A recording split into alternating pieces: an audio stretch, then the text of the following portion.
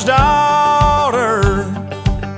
I'm a God-fearing, hard-working combine driver, hogging up the road on my plower, chugga-lugga-lugging 5 miles an hour on my international harvester.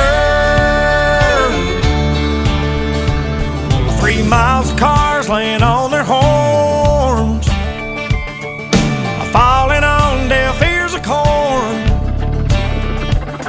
lined up behind me like a big parade of late to work, road rage jerks, shouting obscene words, flipping me the bird.